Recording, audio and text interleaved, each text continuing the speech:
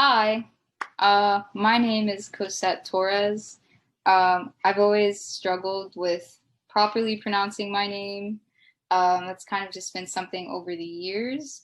A lot of people tend to pronounce my name as cassette, like a cassette tape. There's some people who do pronounce my name very properly, but I can't even pronounce it that properly myself. I'm the type of person that likes to do a lot of research before I talk about something, just so I can demonstrate that I do know what I'm talking about. So, in this case, as part of the introduction for our assignment, I decided to go ahead and search up the big eight identities, which we briefly, well, not briefly, but we did talk about in class. So, the big eight compromises of the major identities that help us understand parts of who we are and where we come from. So, these big eight identities are age, ability, and by ability, they mean either physical, mental, cognitive, developmental, learning, and or emotional makeup. Then we have race, ethnicity, gender, sexual orientation, socioeconomic status, and religion. So I just wanted to start this introduction to let you guys know what it is that we'll be covering on my pie chart. So, to continue on with my thoughts, I'll let you know what it is that I labeled this assignment as. It's labeled as Sociocultural Identity Markers, a glimpse into my cultural pie chart. I ironically also selected 8 identities, which I just realized actually. So, number 1 is me being a first generation scholar. Number 2 is that I'm a graduate student. Number 3 is that I'm a dog parent. Number 4 is something I actually didn't think I would be covering just because I didn't want people to see me differently. But I am a MS warrior. MS is for multiple sclerosis. Number 5 is that I'm Hispanic. Number 6 is a working class member. Number 7 is that I am a social introvert. And number 8 is that I am a Vicenarian. Now that you guys are all, maybe all of you guys, are all looking at my pie chart, let's dissect it. So for one, I'm a person of many questions, so I found this assignment really interesting because I've never been the biggest fan of labels, or like I don't understand why it is that we find the need, or I'm not saying all of us find the need to do this, why it is that we have to fit ourselves into little boxes to explain who we are. But I guess I realized when I worked on this assignment, these are things I probably don't think about all the time, but it constitutes who I am as a person. These are my social cultural makeups or identity markers, as we learned. So, a good chunk of my pie chart is me being a graduate student, which takes up 25% of my pie chart. So, I probably didn't think I would get to where I've gotten to, honestly, just because, as you guys see there, I am a first generation scholar. So there's not anyone in my family that I could have really asked for help in navigating how to continue on my education. But for me, I kind of always saw education as the one constant variable in my life. And in order for me to continue to help people and to share experiences and more knowledge with other people, it was best for me to continue my education, if that makes sense. But I am very fortunate and proud to be a graduate student, and especially to be a part of this program that we've all been fortunate to become a part of. It took a lot of getting used to all the assignments. I think it was last semester, our first full time semester. It was pretty wild. I had a couple meltdowns each week just because I've never written that much in my life. Another 20% of my cultural pie chart is me being a dog parent. Back in June, I made the decision to get a puppy who's not much of a puppy anymore, but his name is Jasper, and I got him, I believe he was 2 months old. So it was a lot of time I had to dedicate to him, all while juggling all my other responsibilities as well. But it was, I mean, I wouldn't know what it's like to raise a child, but I guess I've learned what it's like to raise a furry friend. And it was pretty interesting to do crate training, to develop more patience, to plan my time around him, and to just make sure all his most basic needs were met because I do want him to be a happy dog. But he's now 7 months old and he's growing up, and it's pretty crazy to think.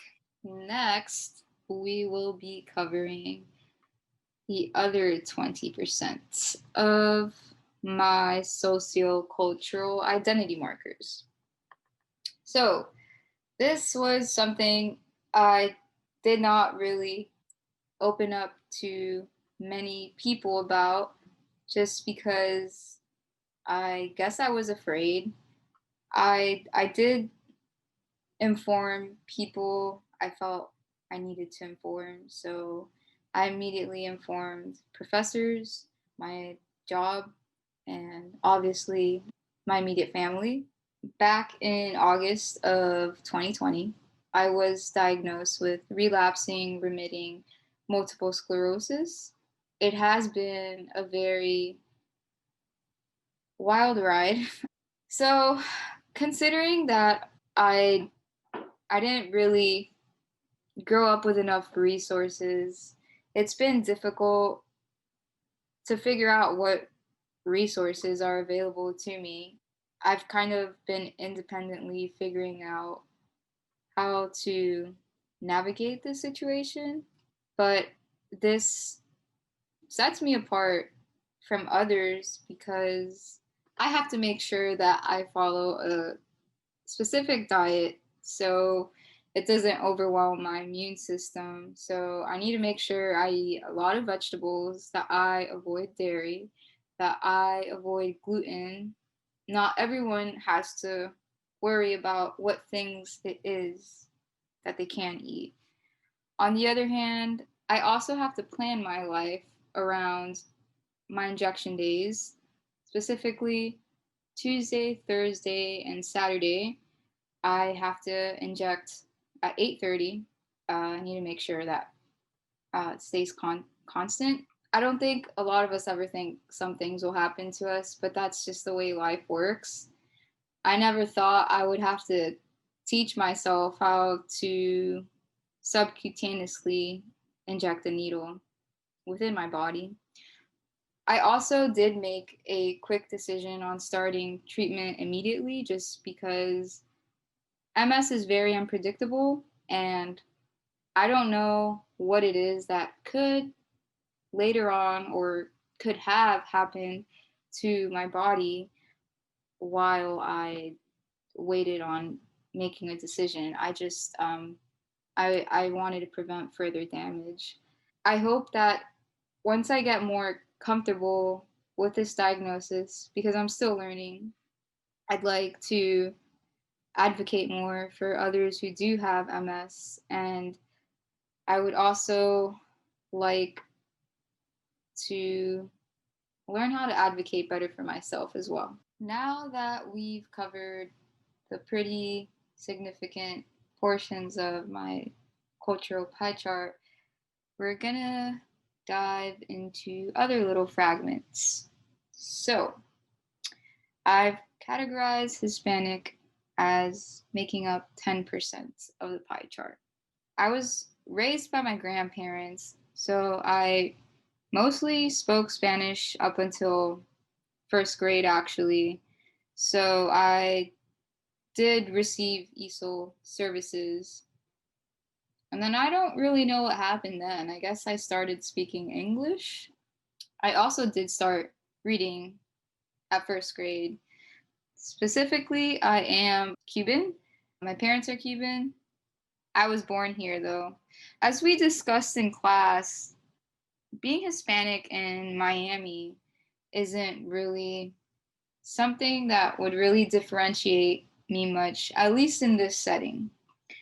But for example, if I were to go to Minnesota and speak Spanish, not that anyone would really want to listen to my Spanish because I've forgotten a lot of it. So I don't know that what it is that I'm speaking is even detectable as Spanish. I do Spanglish a lot. But as we also discussed in class, speaking Spanish wouldn't even be allowed in certain places. Sometimes when I'm speaking with my aunt, I have to tell her, hold on, because I have to Google what this word is that for some reason I can't convert or, excuse me, translate from English to Spanish. And sometimes I feel bad because I just feel like maybe I lose a little bit of the meaning in our conversation by letting time go on and me trying to figure something out. So, this next 10% that we are going to talk about, that I've classified as, or I've classified myself as a working class member. I have had a pretty revealing, I guess, like identity revelation with this, but I started working pretty early on. I started working at the age of 16. My first job ever was actually at Chipotle. I remember standing in front of a fryer, and it was a pretty hot fryer, and I'd just make pans of chips and go home smelling pretty unpleasant. But from there, I eventually started working at Trader Joe's. Yeah, I've been working since 2014. It's been a long ride. And I think in me having these jobs, I realized I heavily identified myself as a worker, as an employee, and it took away from me as a person. I was always wired to think, I need to work so I can make money, so I can pay things. I guess that's how it works here. You can't have a living if you have no income. But once I started graduate school, I saw that I'm taking away from myself if I'm heavily invested in these places of employment that I cannot continue on my education. I'm certainly grateful to have learned life skills in these places of employment, but it's not like I could apply what it is that I'm learning at school to my job and vice versa. I kind of have felt like the odd or the black sheep. I think that's what they say. Or just an oddball. A bit just because, I mean, there's not much I can share about, working at a grocery store. How does that relate to school psychology? It's also been interesting to work at a grocery store in the middle of a pandemic.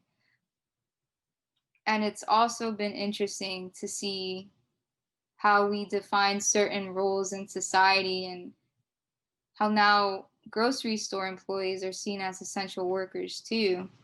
But technically, we weren't seen that way before.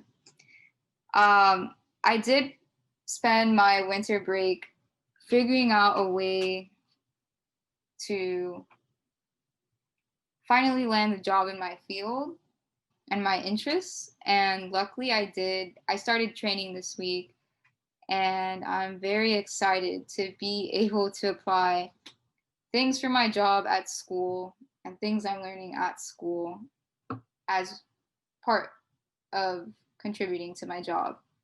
The last two social cultural identity markers I'll be describing to you guys, each making up 5% of my pie chart, is me identifying as a social introvert and a vicenarian. So, the reason I describe myself as a social introvert is because I mostly enjoy my alone time, but if I'm around the right group of people, or I guess depending on the situation, be pretty social, but I mostly kind of just like to sit in my thoughts and observe the world around me. The other 5%, I classified myself as a Vicenarian. So, a Vicenarian is someone who falls between their 20s and 30s. And the reason I'm bringing this up, I'm 23. So, we all still have a lot of learning to do. I think that life is always going to present many learning opportunities to us. Me being in my early 20s, well, I guess I'm about to hit that quarter life mark. But that being said, me being in my early 20s, this means I'm still bound to make mistakes. I'm still bound to fall into little errors and pitfalls. But I think how I come back from those pitfalls and errors that are made, age set aside, like I said earlier, life will always present multiple learning opportunities. I think another reason, really, as to why I'm mentioning this is because I think a lot of people see 20-year-olds as reckless and us not knowing what we want out of life. So now that I'm looking at my pie chart as a whole, I am a first generation Hispanic graduate student. I might not be that reckless 20-year-old some people may automatically jump to assume when they ask, hey, what's your age?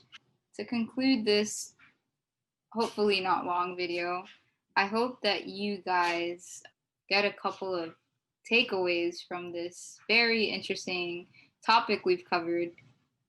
But I think this offered me another set of lens when it comes to how we identify ourselves in this world that we live in. Thanks for watching my video.